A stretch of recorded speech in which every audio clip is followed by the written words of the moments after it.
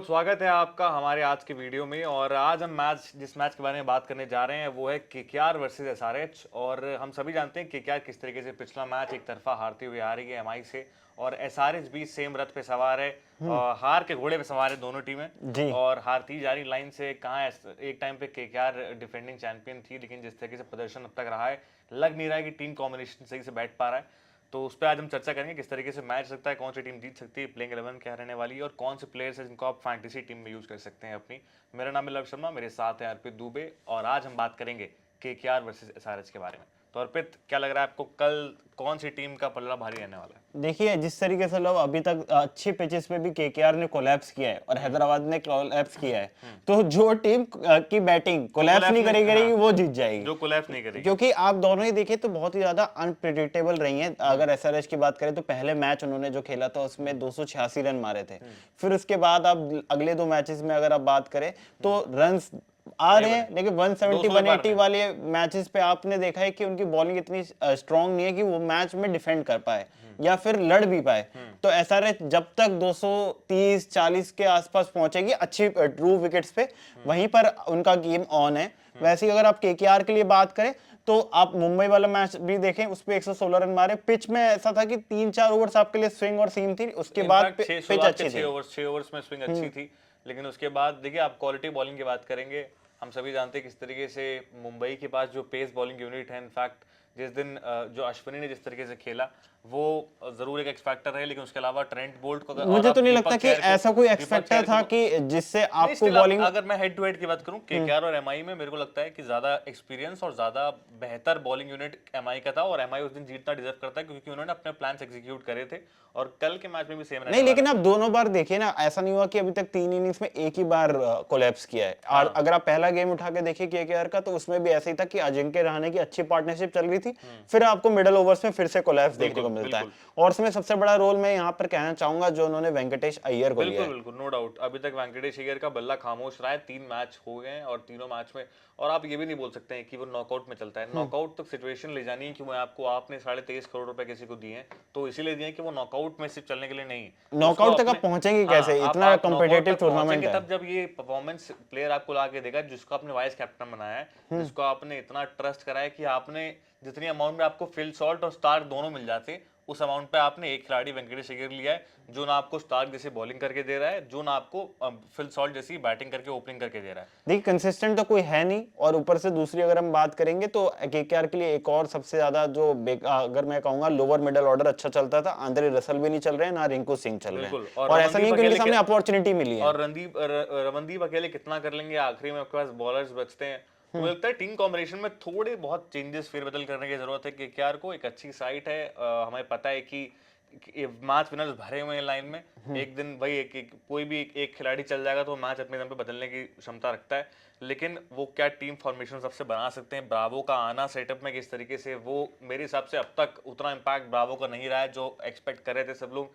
Chandrakant Pandit frustrated नजर आए थे लास्ट मैच में, तो प्रेशर होने वाला है इस बार केकेआर में, क्योंकि इस बार होम ग्राउंड में मैच है। आप मुंबई जाके होम ग्राउंड में वहां पे उनके हार के आ रहे हैं, आपके पास रीजन था कि उनका होम ग्राउंड था, पहला मैच था, और ब्रावो का स्टेटमेंट भी आया था कि बैटर्स के लिए उतनी वैल्यू नहीं रह गई है। लेकिन बैटर्स के लिए वैल्यू आपको बाकी टीम्स पे कैसे लाके दे रही है? बाकी टीम पे तो बल्लेबाजी कर ही रही है ना। और वानखेड़े में ऐसा नहीं है कि आपको आने वाले टाइम में 200 होते हुए नजर नहीं आएंगे, आपको 200 होते हुए नजर आएंगे वानखेड़े में, क्योंकि वानखेड़े की पिच ऐसा नहीं कि इतनी ज्यादा खराब है कि आपको मुंबई इंडियंस वो शुरुआत से हमेशा देखिए मूवमेंट मिलता है। किया ना, 8 विकेट से जीत गए ना वो 12-13 ओवर में रन बना के। तो आपकी बैटिंग में वो कोलैप्स था, ऐसा नहीं कि बैटर्स की वैल्यू नहीं रही। वहीं अगर आप हैदराबाद की बात करें तो उनके सामने भी सेम ही सिचुएशन है कि आपके टॉप ऑर्डर बल्लेबाज अभी तक इतने इनफॉर्म नहीं रहे। ईशान किशन का शतक आया, लेकिन अभिषेक शर्मा कोई ना कोई मौका ढूंढ ले रहे हैं, जिससे कि बड़ी पारी अभी तक मिली नहीं है। कभी रन आउट हो जाते हैं या फिर अपने विकेट फेंक के चले जा रहे हैं। वहीं ट्रेविस हेड भी देखे तो इन एंड आउट अभी तक परफॉर्मेंस रहा है। ट्रेविस हेड तीनों मैच पे कंसिस्टेंट रहे, 40-40 रन, पहले मैच में भी शायद 60-60 रन के आसपास आए थे, और ऑरेंज कैप की रेस में है टॉप 4 टॉप 5 में। तो ट्रेविस हेड एक कंसर्न नहीं है। अनिकेत वर्मा इनके लिए बहुत अच्छा एक पोटेंशियल है, प्रोस्पेक्ट है, एक अच्छा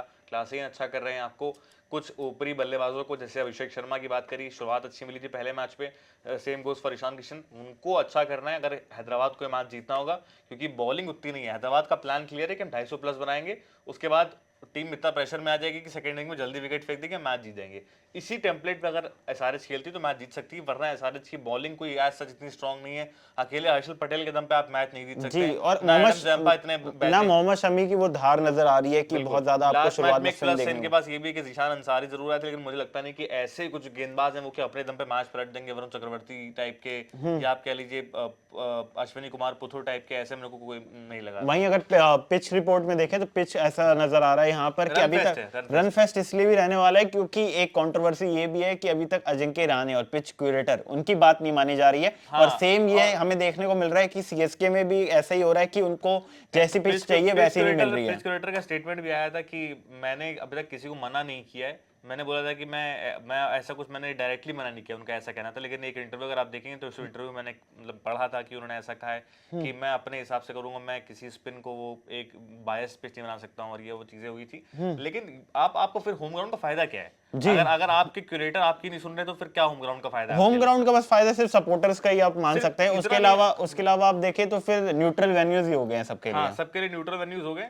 चलिए, लेकिन वही है कि बात करते हैं, एक बार प्ले इलेवन देख लेते हैं किस तरीके से रहने वाला है। मुझे लगता है खैर दो टीमों में जिसकी एक बहुत बैटिंग हैवी साइड है, एक बॉलिंग हैवी साइड है, एक के पास क्वालिटी बॉलिंग लाइनअप है। अगर आप स्पिन डिपार्टमेंट की बात करेंगे, मैं पेसर्स की बात नहीं कर रहा हूँ, अगर उस दिन चलते हैं वो स्पिनर सुनील नारायण और वरुण चक्रवर्ती, मामला गड़बड़ा सकता है एसआरएच के लिए। लेकिन एसआरएच के बल्लेबाज चलते हैं तो केकेआर के लिए मामला गड़बड़ा जाएगा। तो प्लेइंग 11 देख लेते हैं किस तरीके से रहने वाली है। अर्पित, क्विंटन डिकॉक, इनके साथ सुनील नारायण अनचेंज रहने वाली है मेरे ख्याल से। हाँ, एक चेंज जो मैं चाह रहा हूँ पर्सनली वो हो जाए कि स्पेंसर जॉनसन की जगह एंड्रिक नॉकिया आ जाए। जी, ये एक चेंज अभी तक हो सकता है। और अगर हम बात करें ओवरऑल तो अजिंक्य रहाणे नंबर 3 पर रहेंगे। उसके बाद आएंगे यहाँ पर Venkatesh Iyer, Rinku Singh, Ramandeep Singh, Andre Russell.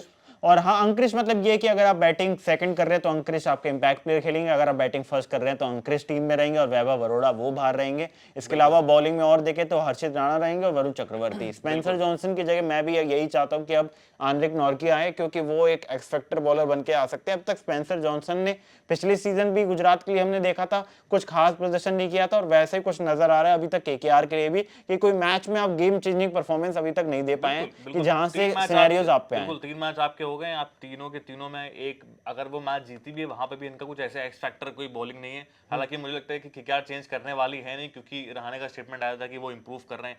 Improve करने के लिए आईपीएल नहीं है कि आपको इंप्रूव करने का समय, और इतना समय भी नहीं मिलेगा, इतना समय नहीं आपको। आप लगातार दो मैच आप अभी राजस्थान से आप जीते, लेकिन आप ये देखिए आप आरसीबी से हार के आ रहे हैं। अभी आप मतलब दोनों ही टीम्स की बात करें तो 3 मैचेस में से एक जीता है। और ओवरऑल अगर हम रिकॉर्ड की बात करें तो यहाँ पर ओवरऑल अगर हम हेड टू हेड देखें तो कोलकाता भारी है, अभी तक 18 मैच जीती और हैदराबाद 9। पिछले सीजन में तो 3 के 3 जीती केकेआर, तो देखिए हेड टू हेड में आ गए, लेकिन वहां बहुत मामला अलग था, अभी मामला बहुत अलग है। अब देखना होगा कि कौन सी टीम का बल्ला कम। हैदराबाद की अगर प्लेइंग 11 देखें तो उसमें भी मुझे लगता है नहीं है, क्योंकि कोई चेंज आने वाला है। अभिषेक शर्मा रहेंगे यहाँ पर और साथ ही ट्रेविस हेड, इसके बाद ईशान किशन, नीतीश कुमार, क्लासेन, अनिकेत वर्मा, अभिनव मनोहर, पैट कमिंस। अभिनव मनोहर को बाहर अगर आप रखना चाहे रख सकते हैं, सचिन बेबी को आप ला सकते हैं, लेकिन फिर उसके अलावा आपके पास बहुत ज्यादा ऑप्शन बचते नहीं है। हाँ, एक आप कर सकते हैं कि इंपैक्ट प्लेयर में आपके पास, जैसे कि हमने बात करी थी उस दिन भी, कि अगर आपको कोई स्पिन ऑलराउंडर चाहिए तो आप वहां पे शहबाज अहमद भी, आप कमिंडो मेंडिस, शहबाज अहमद तो एलएसजी में चले गए, तो आप कमिंडो मेंडिस को रख सकते हैं। एक ओवरसीज अगर आपको रखना ही होता है, आप 3 के साथ उतरते हैं तो आप कमिंडो मेंडिस को रख सकते हैं। एक ये चेंज आप जरूर कर सकते हैं।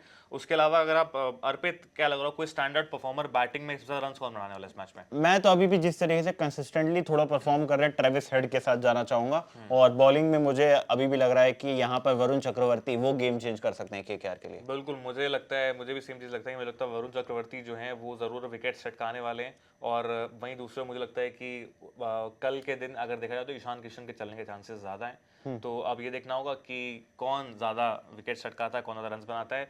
आप टीम बता दी कौन सी लग रहा है, कौन सी टीम जीत रही कल? मेरे लिए एसआरएच जीत रही। मेरे लिए केकेआर, में केकेआर सपोर्टर हूं तो मुझे करना ही पड़ेगा सपोर्ट, चाहे जीते चाहे मेरी गट फीलिंग जो भी कह रही हो। जी, आप बता सकते हैं कि आपको कौन लग रहा है कि मैच जीतेगा। और आपको हमारा ये वीडियो पसंद आए तो लाइक शेयर कमेंट करना ना भूलें। Thank you for watching DNA.